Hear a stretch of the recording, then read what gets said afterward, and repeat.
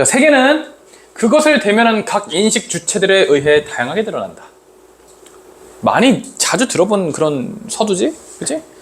가장 1차적이고 일반적인 세계는요, 우리가 경험하는 현실 세계다. 우리가 느끼는 그 현실 세계가 1차. 인식 주체들은요, 그 느끼는 사람들은요, 각자가 지닌 조건에 따라 현실 세계를 다양하게 느낀다. 한 예로, EX 치기도 귀찮다. 각 인식 주체는요, 서로 다른 가시, 보는 거, 듣는 거를 가지고 이런 신체적인 것 차이에 따라서 경험하는 세계에 대한 인식도 각기 달라진다. 너무 쉽잖아. 사람마다 느끼는 게 다르니까 세계가 다르게 느껴진다. 또한 인식 주체는 일상 언어를 바탕으로 현실 세계를 인식한다. 누구는 개꿀띠 이러고 사니까 이제 그래 안 그래? 그러니까 이제 세계가 선생님 세계가 너무 멍청해 보여요. 그러고 누구는 막 이제 논문 읽고 이러면 세계가 정말 아름답구나 이렇게 느끼고 그래 안 그래? 그지? 그런 차이가 있는 거죠. 예를 들어서 연속된 시간을 시와 분으로 표현하는 것처럼 일상 언어는 연속된 세계를 분절로 인식하게 만든다. 동그라미. 이거 봐. 계속 뜬구르는 얘기하다가 마지막에 이게 포인트인 거네. 일상 언어와 분절. 잠깐만. 일상 언어도 같이 동그라미 쳤어. 그리고 분절 연결해줘. 이건 포인트인 것 같아서 정확히 모르겠지만. 자, 우리들의 언어는 분절하게 만드는데 이거는 조금 문학적으로 다가가 보면 이런 얘기예요. 추상적인 거를 구체적으로 만들고요. 그리고 우리가 보고 느끼는 그 감각의 것을 제한하게 만든다는 뜻이야. 이걸 읽었는데 그렇게 이해를 못했으면 조금 힘들어. 그런 상상을 좀 해줘야 돼. 분절하게 만든다는 거는 그거를 좀 구체화해서 쓴 거야. 자, 예를 들어서 시간이라는 거는 표현할 수 있죠. 지금 몇 시 몇 분이죠? 영준아, 몇 시 몇 분이야? 8시 43분? 4분, 8시 44분. 빨리 집에 가서 쉬어야 되는데, 그치? 8시 44분. 근데 봐봐. 44분은 몇 초로 쪼갤 수 있어? 1분은 60초로 쪼갤 수 있지. 60초는 또 무한히 쪼갤 수 있지. 시간이라는 건 연속적이니까. 근데 우리는 이렇게 말하는 것 때문에 분절하게 느낀다고. 이런 것처럼 이런 거예요. 촉감도 거칠거칠해. 야, 지금 뭐 하냐면은 의자 쓰다듬어 봐. 의자 한번 만져봐. 거칠거칠해, 부드러워? 거칠거칠해? 거칠거칠해? 그런데 칼 손에 싹 대봐. 그러면은 거칠거칠해? 같은 거칠거칠함이야? 이거 봐. 이게 굉장히 언어는 어떻게 보면 우리 삶을 제한시킨다. 국어국문학 가면은 배웁니다. 언어에 그런 관련된 그런 언어학이에요. 언어학. 그런 거를 배우게 되는데 지금은 그냥 그런 얘기를 하는 것 같아서 그냥 너네 힘들까봐 그냥 이런 얘기하고 시작한 거야. 응? 집중되지 이제? 자, 이제 본격적으로 가보자. 그런 거 다 쓸데없고. 자, 그런데 신체적인 지각, 느끼는 거, 일상 언어는 고정적이지 않다. 계속 바뀐다. 운동선수처럼 반복적 수련을 으쌰, 안경 등의 도구를 이용해가지고 인식 주체들이 지닌 조건이 달라진다.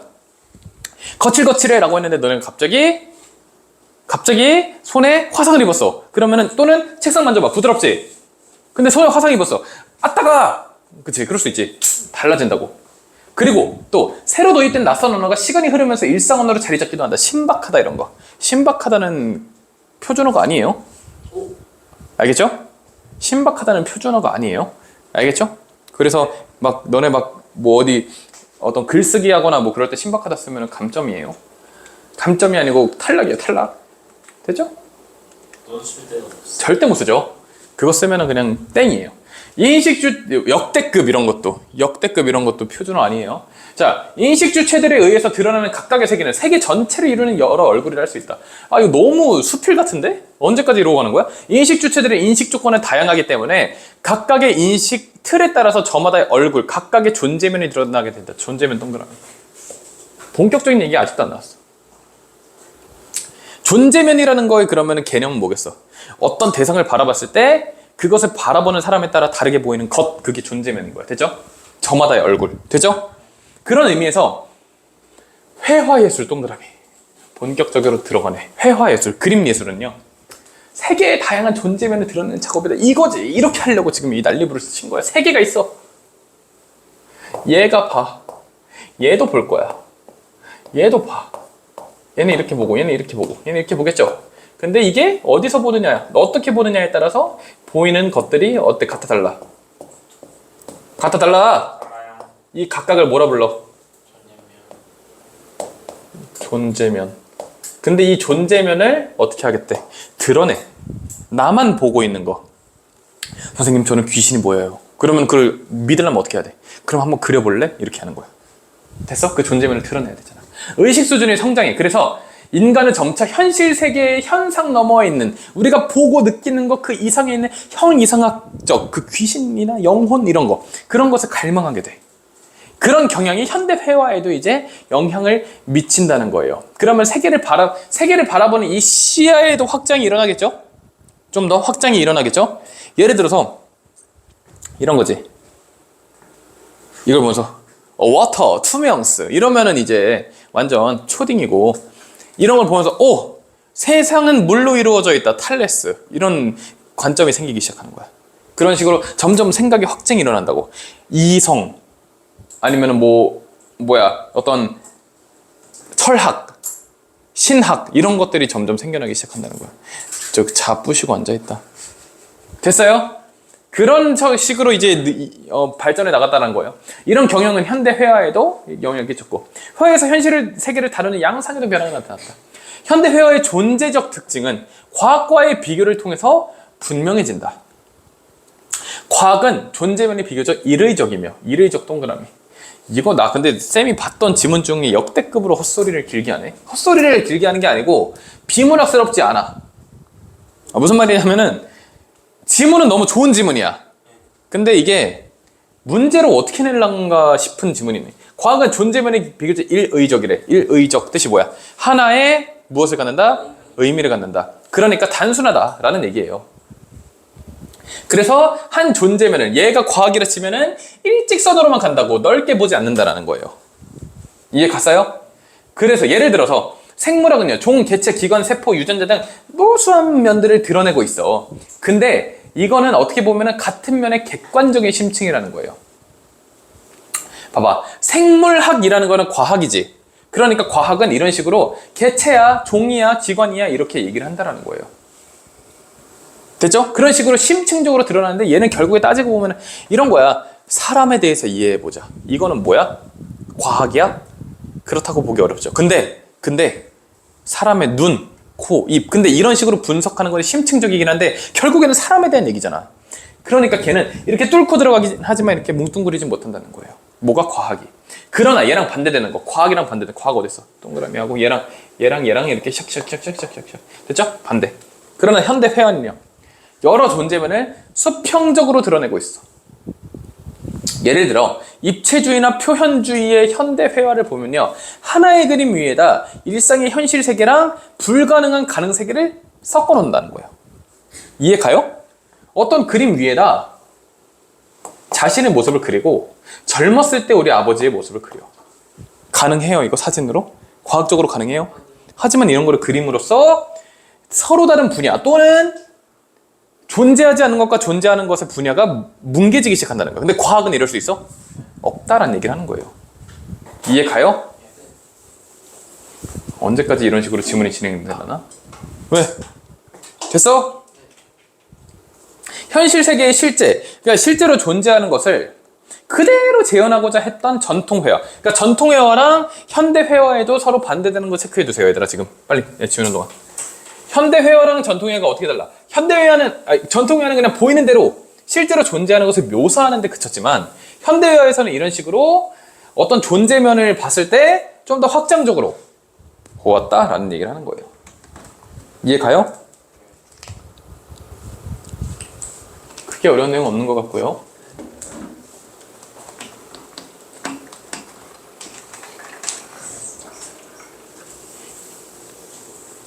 됐죠? 자, 그 다음에 맨 처음에는 그래서 이런 식으로 추상적인 현대회화라는 것이 처음에는 뭐예요? 혁신적이야.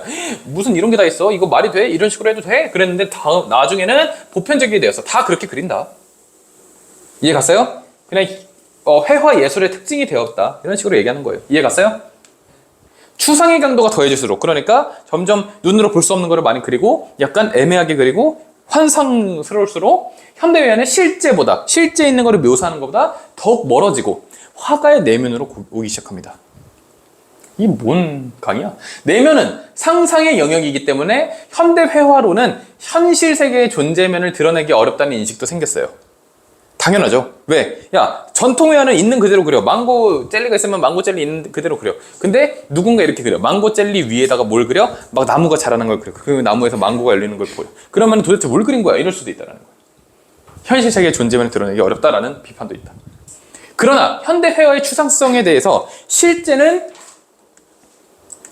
배제하고 내면만 표현한 것이라고 이분법으로 하면 안 돼. 왜? 망고에다가 나무 자라는 거 그렸어도 결국 현실의 경험, 이게 망고 나무에서 나온 망고 젤리구나 라는 경험에서 비롯됐기 때문에 실제와 완전 다르진 않다. 야, 이게 뭔 내용이냐?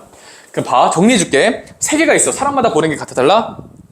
같아 달라? 달라.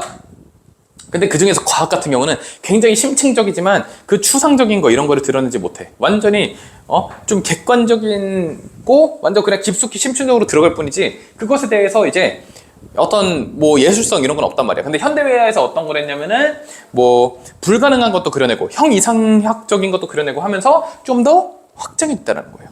근데 그것이 어떤 비판이 있냐면은 그런 식으로 확장하다 보면은 실제랑 너무 멀어진 거 아니야? 이런 얘기 했는데 그 생각도 실제에서 비롯된 거니까 괜찮아 라는 얘기를 하는 거예요. 이해 갔어? 이게 가 내용 전부야. 왜 이렇게 길어? 얼마나 길어해? 얼마 안 되네? 빨리 하자. 자, 회화는요. 이 그림은요. 캔버스 위에 물감으로 샥샥샥한 눈에 보이는 거지만 회화의 의미가 창작자, 만든 사람의 생각, 감상자, 보는 사람의 생각 이것에 따라서 다양하게 형성된다는 점에서 비가시적이기도 하다. 그러니까 가시적, 눈에 보이기도 하지만 비가시적, 눈에 보이지 않기도 한다. 이런 얘기하는 거예요. 됐죠? 그러니까 회화의 특징, 이거 뭐 정리해볼까 이거는? 회화의 특징은 뭐래? 가시 플러스 비가시 둘 다 있다. 이렇게 미시고도 안 그려도 되는 지문은 또 오랜만이네. 전통 회화는요. 아까 전통 회화 나왔지. 전통 회화는 실제로 존재하는 거에 집중한다 그랬어. 기억났어? 회화의 가시적, 눈에 보이는 게 중요해. 객관적 세계의 외면을 사실적으로 재현하는 거. 그러니까 실제로 존재하는 것을 흉내내고 그대로 따라 그리는 거. 그에 비해서 현대 회화는 가시적 속성을 통해 비가시적 내면을 드러내는데 그러니까 결국에는 가시적인 게 맞아. 왜? 눈에 보이게 그려야 될 거 아니야. 근데 전통은 가시에서 픽스를 했고 현대는 가시에서 비가시. 얘가 현대. 노랑이 전통. 됐어요? 됐어요? 현대 회화는요. 그래서 자신만의 관념적 세계를 보이게 만든다는 거야. 회화 속에서 있는 객관적으로 존재하는 그거는요. 주관화된다. 밑줄. 객관적 실제는 주관화된다. 뭐냐면은 결국에는 아까 위에서 가에서도 얘기했어. 우리가 어떤 그림을 그릴 때 실제로 존재하는 거에서 시작하는 건 맞다고. 예를 들어서 이런 거예요.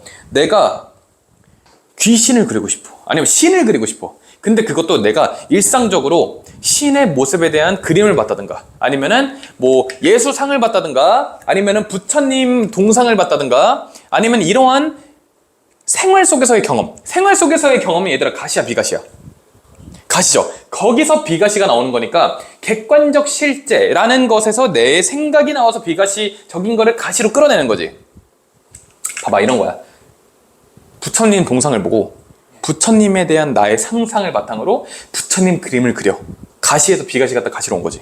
그러니까 가시, 부처님에 대한 나의 알고 있던 지식이나 이미지 그게 나의 생각으로 다시 그림이 그려지니까 주관적이게 되는 거야. 그게 현대 회화인 거야. 이해 갔어? 이해 안 갔으면 바보야. 현대 회화의 화가들은요. 현실에서 보는 일상의 모습이 비대칭적이고 혼란스럽더라도 임의로 대칭을 만들거나 현실을 조작하는 식으로 막 표현해내려고 하는 거예요. 그러니까 자기 마음대로 바꿀 수 있다는 거예요. 됐죠? 그러면은 실제 현실로부터 어때? 멀어질 수 있겠죠. 왜? 이해 가니 얘들아? 그리고 싶은 거 그린다는 거야. 자신의 생각을 많이 그린다는 거죠. 자, 이러한 예술과 현실의 분리. 왜 예술과 현실이 분리인지 알겠지? 실제를 그대로 따라 그리는 거는 전통인데 현대는 그래 안 그래? 안 그러니까. 근데 그건 어디도 된대. 음악도 되네. 음악 동그라미. 아따 음악까지 가버렸네. 음악에 사용되는 음은요 현실의 무한한 소리 중 극히 일부. 도레미파 솔라시도 그리고 뭐 도샵 뭐 이런 것만 있는 게 아니고 그 중간에 사실 무한히 많은 게 있는데 우리는 도레미파 솔라시도로 한정하잖아. 극히 일부이며 일상에서 들을 수 있는 일반적 소리와 달리 균질적이고 세련된 애들만 따라간다는 거야. 불협화음은 음악으로 안 친다는 거야, 우리가. 이해갔어? 이해갔어? 그러니까 어떻게 보면은 그게 재련이 된 거야. 깨끗하게 정돈이 된 음악만 쓴다라는 거야. 근데 세계에는 얼마나 많은 음악이 있겠어. 됐죠? 그래서 음악도 어떻게 보면은 현실적인 소리와 차이가 난다라는 거야. 야, 이런 소리 음악으로 쓰겠니? 드럼 소리를 쓰겠지. 이런 소리를 쓸 바에.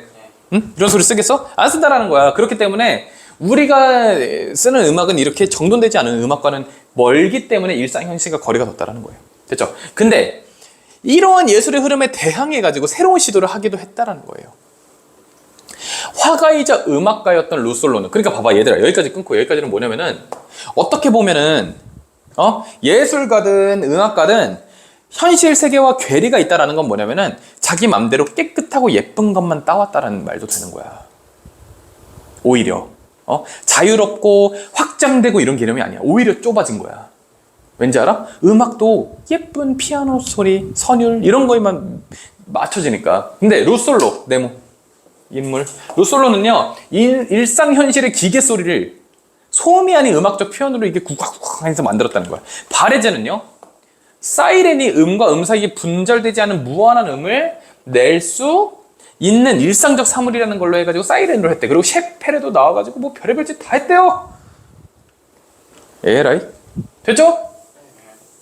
쌤이 읽었던 지문 중에 거의 탑 3 안에 들 정도로 쉬운 것 같아. 문제는 몰라요. 문제는 모르고. 그리고 이게 마지막이네. 베메라는 사람은요, 네모해 예술의 영역을 일상적 삶으로 확정하려는 이러한 것들을 확장된 미학이라고 불렀대. 뭔 말인지 알겠어? 예쁘게 재련되고 깔끔한 그런 음악 선율 또는 그림들에서 벗어나서 그냥 일상의 것을 직접 끌고 와. 투박하기는 해도. 그래서 그런 게 확장된 미학이었다 라는 겁니다. 그래서 이러한 미적 경험이 일상적 현실까지 확장되어야 한다라고 얘기했다는 거예요. 됐어요? 질문 끝입니다. 이해 안 간 거 있어요? 지문상에서 어려운 건 없지? 질문 없지? 있어 없어? 의제 있어 없어? 있어 없어? 자, 여기서 마무리할게. 원진구 최고의 국어학원 성공적인 입시를 위한 성공 솔루션